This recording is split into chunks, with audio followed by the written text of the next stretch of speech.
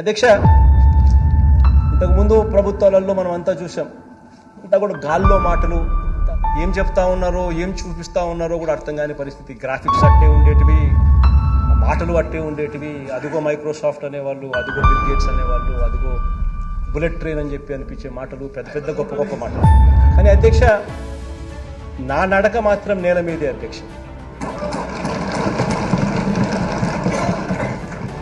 నా ప్రయాణం మాత్రం సామాన్యులతోనే అధ్యక్ష.